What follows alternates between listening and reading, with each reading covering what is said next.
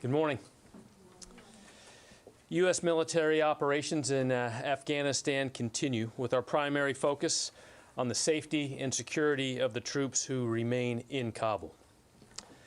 On Sunday, U.S. military forces conducted an unmanned over-the-horizon airstrike on a vehicle known to be an imminent ISIS-K threat.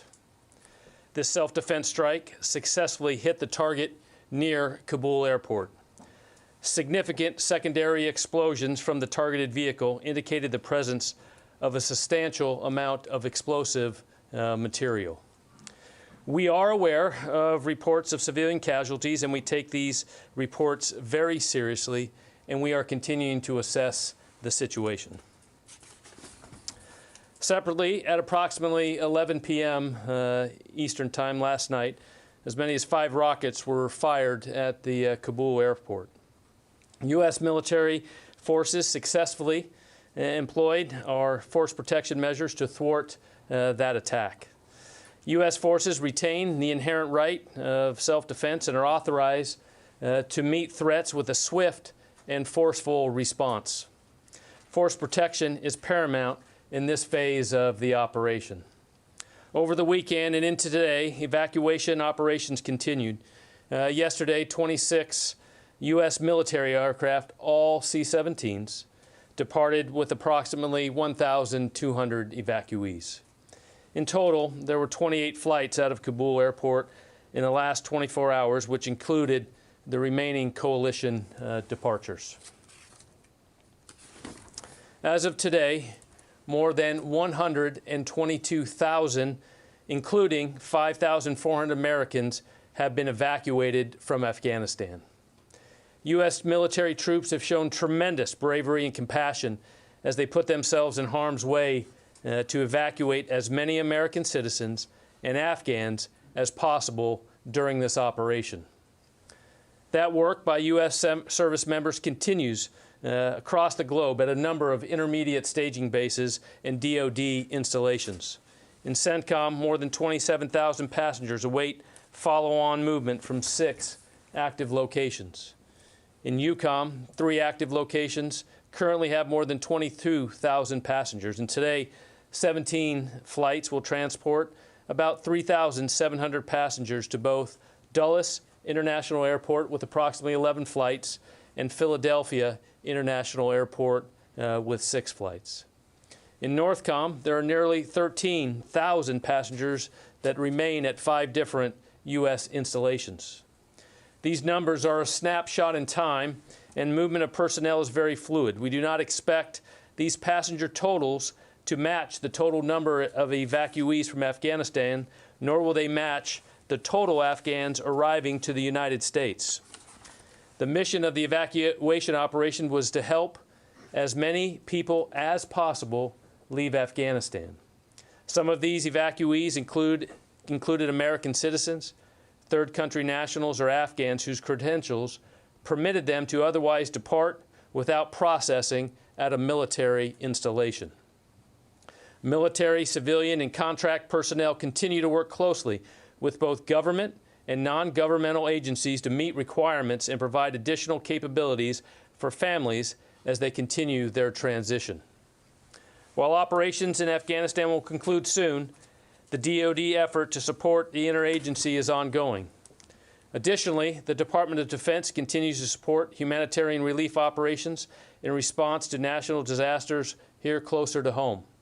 In Haiti, the U.S. military assets have flown 560 sorties, providing rapid logistical and airlift support, including delivery of more than 348,000 pounds of aid. On the Gulf Coast with Hurricane Ida, NORTHCOM, as of this morning, in coordination with FEMA and our National Guard, has activated more than 5,200 personnel in Louisiana, Mississippi, Texas, and Alabama in response to the hurricane. They bring a variety of assets, including high-water vehicles, rotary lift, and other transportation capability to support recovery efforts. The U.S. Army Corps of Engineers is operational in New Orleans and is assessing the storm's impact. DoD stands ready to assist as requested by FEMA. Thank you.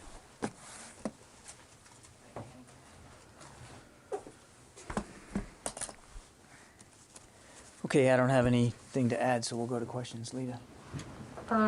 General, one quick follow-up and then a question. The CRAMs, did they strike and hit all of the 5 rockets, or did some land in areas where there are just no casualties? So we assess the reporting from last night's rocket attack. We assessed that 5 rockets were in the air and went. 3 landed off the airfield, were no effect, and CRAM was able to affect and thwart the attack of one, and the other rocket landed with no effect to the mission or any danger to our personnel. And then secondly, on evacuees, does the U.S. and the U.S. military assess that the number of Americans still in the country are only the ones that no longer want to leave, or the ones who want to leave, are they largely out now? And it's our understanding that the evacuation of Afghans is largely complete also. So are you now solely concentrating on just getting U.S. troops out and equipment? So just go back, total, 122,000 were evacuated, approximately 5,400 Americans. We continue to have the capability to evacuate and fly out those until the very end. But as you talk about active peace, we're continuing to work with Department of State on that and continue evacuation and military operations. But I would refer you to the State Department on the numbers of Americans they're still in contact with. That's something for them to speak to. Tara. Could you both speak to the continuing rocket threat to the final planes that are leaving and the role that the CRAM is playing? Will the CRAM be left behind, or since it's so vital to protecting the planes as they're leaving, what will happen to the CRAM after it goes? We certainly assess, as the general said, that there's still an active threat in various ways that we have to be prepared for. And what I will tell you, without getting into the specific systems and their availability, which I think you can understand why we wouldn't, we continue to have and will maintain the capability to protect ourselves and defend ourselves as we continue to complete the retrograde. And I think that's probably the best place to put it. Just one follow-up, please, if you may. A number of us have gotten reports from either American citizens or vulnerable Afghans that are still on the ground and can't get through the gates anymore. They've been getting notices that the evacuation is over. What happens next for those that are left behind? Will there be any sort of military operation to help get them out of the country? I think you heard Secretary Blinken talk about this, that for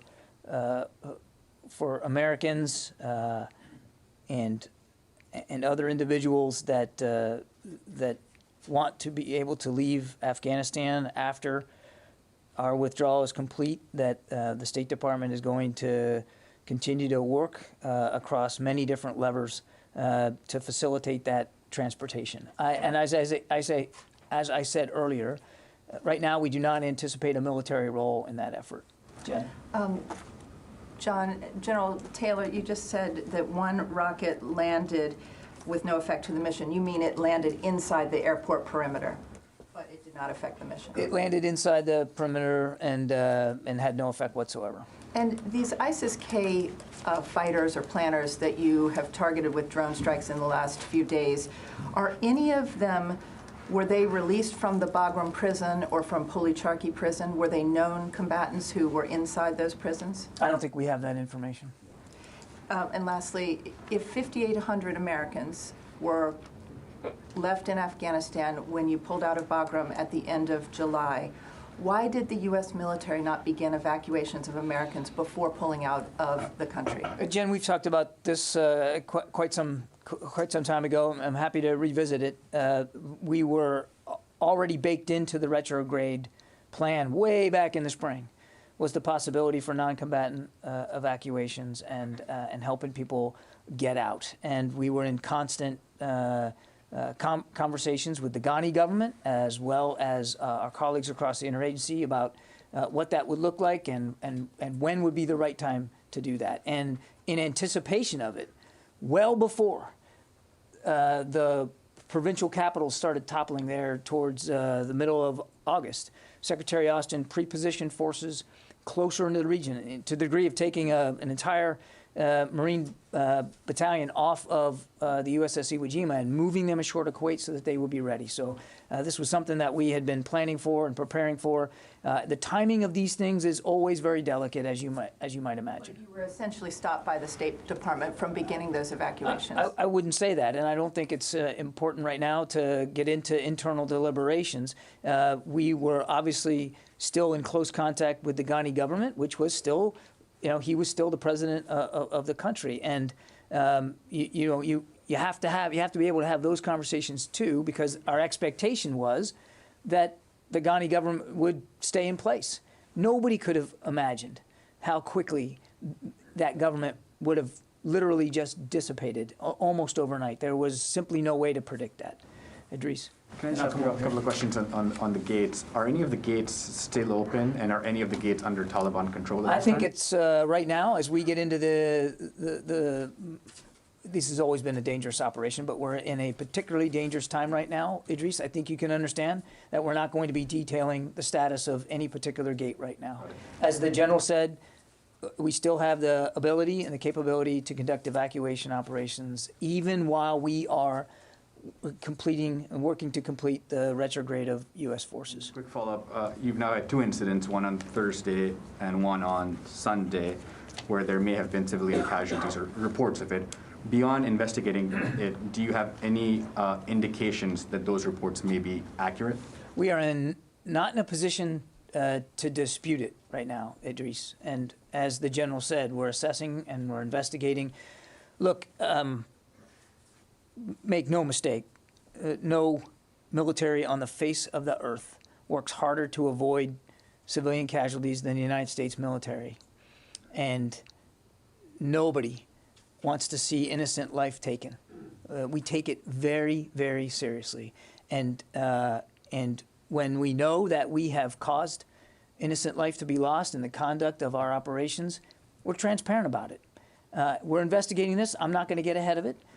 But if we have, verifiable information that we did in fact take innocent life here, then we'll be transparent about that too. Nobody wants to see that happen. But you know what else we didn't want to see happen? We didn't want to see happen what we believe to be a very real, a very specific, and a very imminent threat to the Hamid Karzai International Airport and to our troops operating at that airport, as well as civilians around it and in it. And that was another thing that we were very, very concerned about. Over here, David.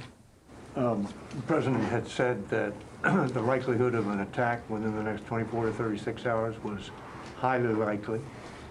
He'd been told that by his military commanders. Then after that, there was the strike on this vehicle. After that strike, is another attack still considered highly likely? We are operating under the assumption that we need to be prepared for future potential threats. And as the general detailed for you in his opening statement, there was, in fact, after we took this airstrike against this vehicle, there were rocket attacks, indirect fire rocket attacks on the airport. So the threat stream is still real, it's still active, and in many cases it's still specific. And we're taking it very seriously, and we will right up until the end.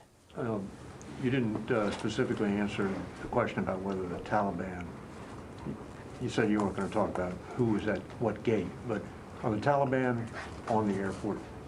Not to my knowledge, they are. No. Yeah. Thank you. I have a few today, sorry. You mentioned 122,000 have been evacuated. How many of those are SIVs and their families? I don't have a good breakdown of how many in the 122,000 are SIVs and their families. That's really a better question for the State Department.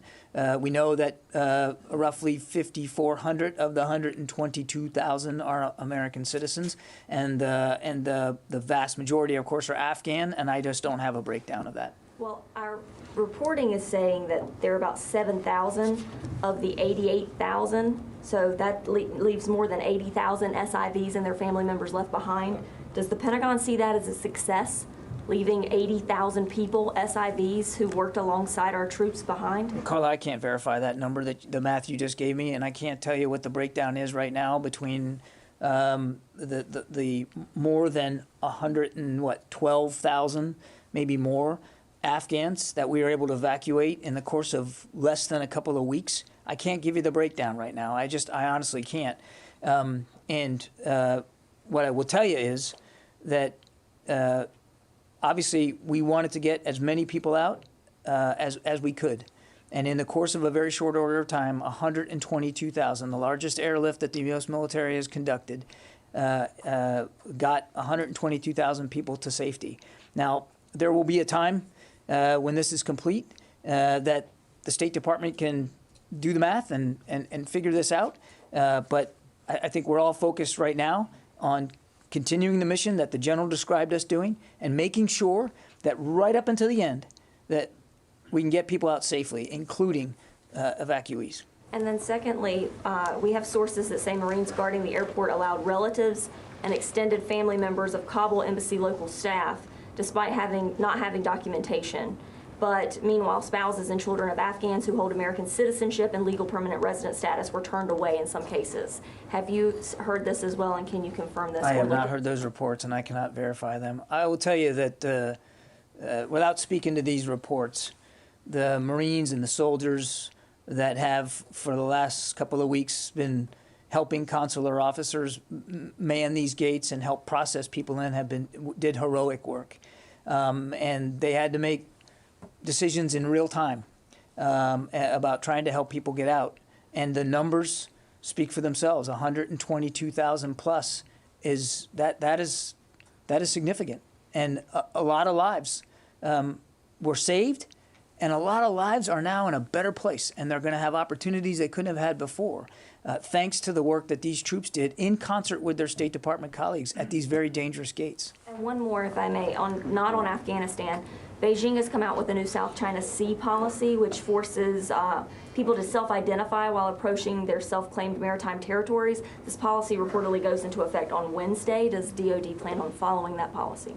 I haven't seen this report, Carla, so I'm not going to take it from the podium right now. What I will do is take the question back, and we'll try to get you a better answer. But you're hitting me up with a statement from the Chinese that I have not seen, and I'm not going to speculate at this time. Nazira. Thank you, John. There is a question that many of Afghans asked me want me to ask you. They said, why President Biden not warning the Taliban that if any of a U.S. citizen or Afghan allies are hurt or killed after our departure from Afghanistan, their leadership will be targeted, just like ISIS was targeted recently? Nazir, thanks for the question. I think the president has been very clear that what our expectations are once this retrograde is complete with respect to the safety and security of American citizens. I mean, I think we've been very clear about that. And as you heard Secretary Blinken say, we're going to continue to pursue a variety of means to help those Americans who want to get out after we are gone, get out. Yeah, Tom. You talked about flights heading to Dulles and Philly. Can you give us a sense of how many people are on those flights and the breakdown of Afghans in the U.S.? I can't give you the, by manifest, so what we think is of today's 17 flights, 3,700, the majority of those are Afghans. Now, as a priority at these lily pads that are done are immediately to get the American citizens there first, and then, other green card holders on those pieces. But the majority of the flights today of those 17 are Afghans. Now, I understand the congressional people are being briefed that you're starting to destroy munitions as well as equipment. Can you give us a sense of that effort? At Kabul? Yeah. What I go back to is commanders on the ground retain that authority and the capability to remove or destroy equipment and weapons to ensure that those don't fall into the hands of anybody else. Well, are we going to get an accounting of what has been destroyed, let's say Blackhawks or other equipment? I think when the time is right, we'll be able to try to help better flesh that out. Time's not right for that right now, Tom. Barb. Two quick questions, if I may. On the strike against the vehicle, do you The Central Command talked about secondary explosions, I think, and that, but do you actually have visual evidence that there were secondary explosions? Are you convinced that there were? Because that seems to be one of the potential contributing factors to civilian casualties. So are you certain there were secondary explosions? Yes. I just have a follow-up on a different part of this. Can you say how you're sure? No. My other question then is this: as we inevitably come down to the final hours, what advice or thoughts for American passport holders or green card holders who might be trying to get to the airport and get through? Is there still time for them? There is still time, and the State Department is in touch, we know, with additional American citizens. Again, given the tense security environment that we're dealing with, I think it'd be better to just not talk about it much more than that. But they are in contact. Court. What do you mean by there's still time that flights will continue tomorrow on the 31st? I'm not going to get ahead of the actual operational schedule, Courtney. I'm not going to do that. And then can you, a little bit more on the continuing strike from ISIS-K. After the U.S. is completely out on the 31st, will you coordinate with the Taliban or give them notice if you plan to conduct more strikes against ISIS? I don't think it's useful to get into hypothetical operations, future operations one way or the other. The only thing I would tell you is that the President has made it very clear that we will maintain robust over-the-horizon counterterrorism capability, the kinds of capabilities that you've seen us use in just the last 24, 36 hours, and we'll have the ability to act in ways that are in keeping with our national security interests and help prevent attacks on the homeland. We still have that capability. We will use that capability. What's not hypothetical is the fact that the U.S. military has been coordinating with the Taliban on the ground for the last 2 weeks or so. So to ask if you were going to continue coordinating with them, in this case against ISIS-K, isn't hypothetical. Will you continue to coordinate with the Taliban after August 31st? I beg to differ. I actually think your question is entirely hypothetical about something that is entirely different than what we've been coordinating with the Taliban on over the last 2 weeks, which has been to help us get as many people onto that airport as possible. I do appreciate the sense of the question. I'm not trying to mock it. It's just that I don't think it's helpful for us to talk about what over-the-horizon counterterrorism capability is going to look like going forward and how we're going to execute it. Suffice it to say, we have the capability. We've demonstrated that over just the last couple of days in strikes that were not coordinated with the Taliban, and we have that ability to go forward. And then does the Pentagon or CENTCOM or whomever it would be have the authority to continue to conduct strikes against ISIS-K after August 31st, or do those decisions have to go to the President on a case-by-case basis? The commander on the ground has the authorities he needs right now. I'm not going to talk about authorities going forward. I will say this, not in terms of, I know what you're asking, specific approval authority for each and every strike. I won't talk about policy decisions going forward, except to say that the entire interagency, certainly the entire military chain of command, understands the existence of this threat and the possibility of this threat to continue to exist over time, and we have the capability to deal with it. Louis? Following up on these contacts with the Taliban, have there been contacts with the Taliban about the U.S. withdrawal that's going to be taking place right now and over the coming days to ensure that there are no misinterpretations of what's going on? The short answer to your question is yes. Without getting into detail, our commanders on the ground remain in communication with Taliban leaders around the airfield to deconflict and to prevent miscalculations and misunderstandings. And so far, that communication has been effective. And that applies to the withdrawal that's going on right now. It does. Nancy. I'd like to ask you about, or to follow up to Idris's questions. In the initial readout from CENTCOM on the strike over the weekend, on the car bomb and the suspects in it, the U.S. said that initially, the initial assessment was there were no civilian casualties. On what basis did the U.S. make that assessment? The initial statement said that we are assessing and we have no indications at this time of civilian casualties, if I remember the statement exactly, and that was true when it was said. We also put in there, or the CENTCOM put in there, that we are assessing, and we continue to assess. But what I'm trying to understand is on what basis, in an over-horizon capability, are you making assessments on civilian casualties? How is that being done? Because, well, we're we're looking at a variety of means of information, and we're obviously collecting open press reporting, and we're doing the best we can to try to understand the situation locally as best we can, and that would include discussions with the Taliban about what they might be seeing. So there's a variety of ways that we are trying to do this assessment. And then can I get more clarity on why we can't know the names of the ISIS-K suspects that were hit on Thursday? I'm having a hard time understanding. They were described as high-profile planners, facilitators. Yeah. The president has said that we will hunt you down. Why can't we know who the you is? Well, there'll probably be a time when we can talk to you about the names. That's not the time right now. We are still dealing with, as we saw from last night's rocket attacks, very real, ongoing threats. And I think we're doing what we believe to be the prudent thing with respect to the release of information. We're giving you as much as we can in as close to real time as we can, but we're not going to be able to give you everything. And we talked about that a couple of days ago when we talked about the retrograde beginning, that there was going to be a more judicious approach about information release. So there will probably become a time when we can be more forthcoming. Now's not that time. Let me go to the phones here. I haven't done this at all yet. Alex Horton.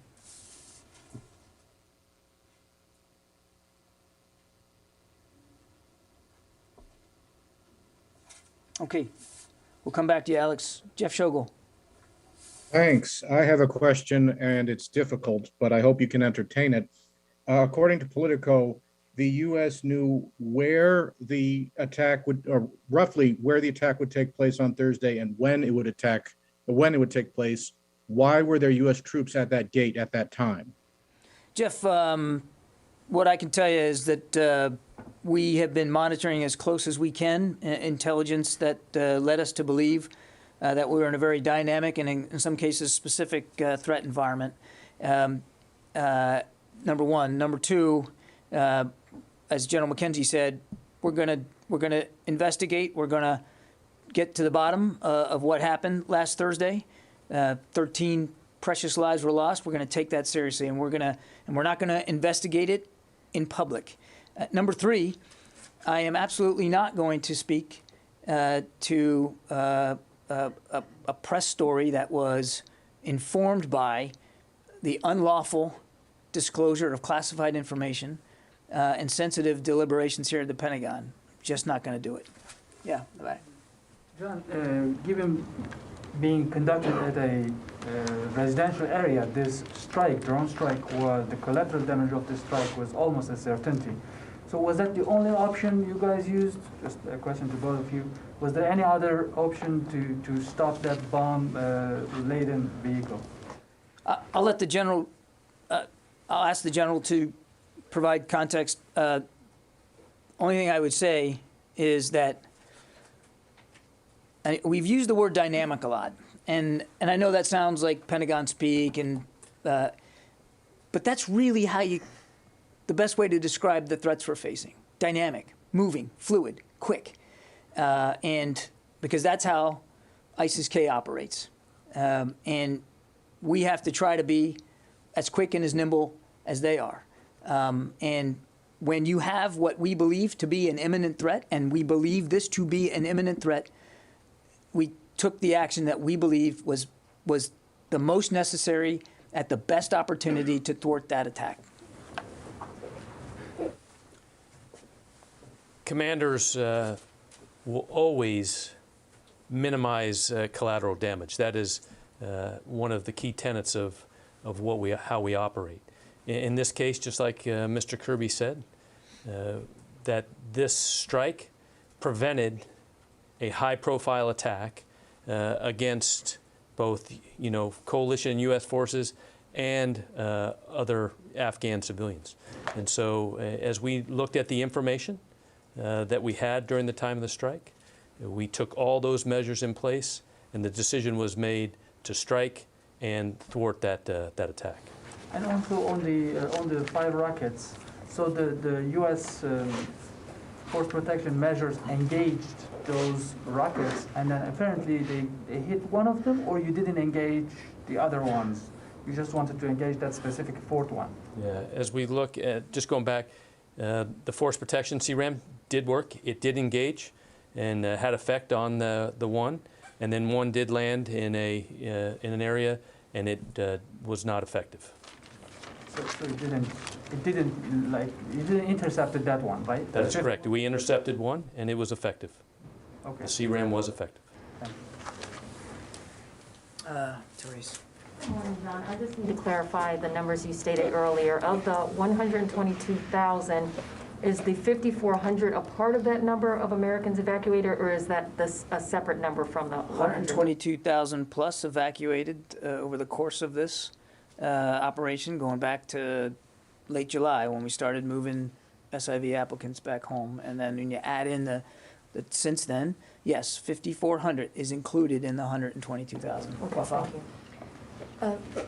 Of course, I understand you can't give us an update on the number of troops on the ground, but are you still confident that all the troops will be out by the deadline? And also, if you can clarify when the deadline will come into effect, like Kabul time, August. It's a little bit confusing. No, fair. Answer to your first question is yes, and the answer to your second question is I'm not going to get into it. Jenny. Thank you, John. If the ISK terrorist continues terrorism in Afghanistan, even after the withdrawal of U.S. troops on the 31st, will the United States get involved in the war on terror again? Well, I think I'd like to go back to what I said before to Courtney. The president's made it clear that our combat mission, the war we have been fighting in Afghanistan, that's going to end, and it's going to end very soon here. But what's not going to end is our commitment, especially here at the Defense Department, to protect the American people from threats, and particularly from any terrorist threat that could emanate from Afghanistan again. And as I said to the previous answer, you can see in just the last 24, 36 hours that we do have an effective over-the-horizon counterterrorism capability. We've employed it now twice, and that capability will remain. And obviously, we're not going to detail what it looks like on any given day against any particular threat, but we're going to maintain that capability to protect the American people from threats that could emanate from Afghanistan. And it's also important to remember that the counterterrorism threat isn't just in Afghanistan. It's in the Levant. It's in North Africa. I mean, and you guys have all seen that. And we are going to still maintain that ability to thwart those threats as best we can. And over the horizon is not something new to us either. I mean, we've been doing it for a long time in places outside Afghanistan. Yeah. Abraham.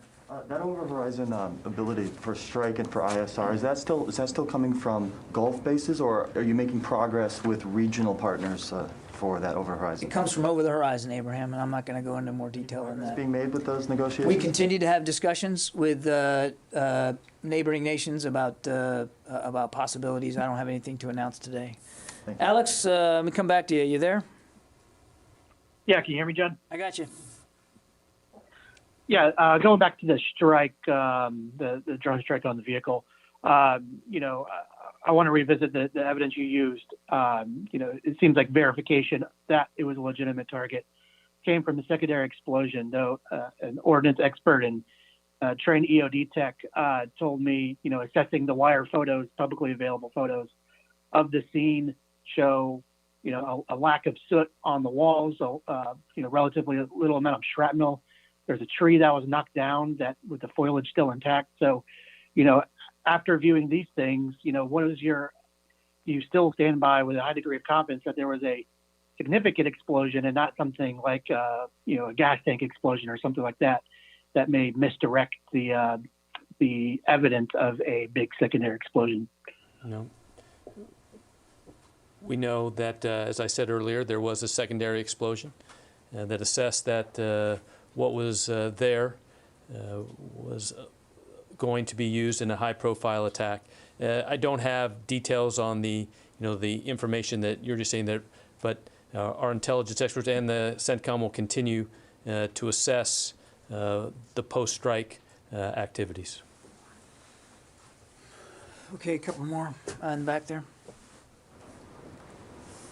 Does the coordination with Taliban apply to the final phases of the withdrawal? I mean, will they take over the airport before you leave? How will you ensure the protection of your troops? Will you depend on your capabilities? How the outcome would look like, the last flight? There's a lot there. As I said to Louis, we have been in communication with the Taliban about these final days, so that we can make sure that there's no miscalculation, no misunderstanding. Our goal is to complete this retrograde and to wrap up evacuation operations as safely and as orderly as we can. Obviously, I'm not going to get into the details of either the conversations we're having or our processes and procedures. As we have seen all too vividly in the last day, the threat remains high and it remains real. So what I can assure you is that, that General McKenzie and Admiral Vasely, General Donahue there on the ground, they have worked out a very carefully coordinated method of safely completing this retrograde, and that's about as far as I think I can go. As for the airport will remain operational through our final flights. What it looks like after we are gone, I would just point you to what the Secretary of State said, that the international community, there's a couple of countries that have talked about being able to come up with an arrangement to keep it operational for commercial air traffic in coordination with the Taliban. I'll let those countries speak for their efforts with the Taliban. That would not be a U.S. military function. It would not be a U.S. military responsibility once we have completed the retrograde and we are no longer there. Just a couple more. Yeah, Megan? The ratio of flights to people getting out has gotten pretty high. Is that only indicative of fewer people coming onto the airport, or is that also a mix of flights filling up with equipment and supplies heading out? Yeah, so we're not going to get into details of load plans, but obviously we are reaching the end of our prescribed mission, so commanders are inflowing and outflowing those requirements needed to complete the mission. And are there still strike aircraft flying overhead, keeping out in case something's going on near the airport while everyone's getting on the planes? Assets, as we talked about, assets available. We're not going to get into the details of what's flying and what there is, but the commanders that are fulfilling this last part of this mission have all the assets they need in the air and on the ground and where they're at to complete the mission safely. 2 weeks ago, you guys were... Non-combatant evacuation operations are dangerous, period. The end of them, particularly one in an environment that we can't clearly cannot consider permissive, are particularly dangerous. And the commanders on the ground have the resources they need to enact appropriate force protection. What is more dangerous now about saying there are F-18s and Reapers flying over than there was 2 weeks ago when you guys were teased? It's not that we're not saying more specific because for one reason or another. It's that we are in a particularly dangerous time now, Megan. Not that it hasn't always been dangerous, but it is particularly dangerous now. And we're just not going to detail every aspect of our force protection measures in public while we still have troops in harm's way and we're still trying to get people out of Afghanistan. There will be a time to talk about all that. It's just not today. One more question. Yeah, Jen. There's an American hostage still being held by the Taliban. Has the Taliban agreed to release Mark Frericks before the U.S. leaves? Does the U.S. have any plans to leave without this American hostage? Well, without getting into specifics, Jen, I can tell you that we share the entire government's concerns over Mr. Frericks and our strong desire to see him returned home to his family where he belongs. And there has been a concerted effort over many, many months to try to achieve that outcome. And regardless of what we do over the next day or so, we will remain, all of us will remain focused on returning him safely to his family. That's not gonna change one way or the other. Okay, listen, I'm gonna wrap it up here. I appreciate it. Thanks very much, and we'll talk to you soon.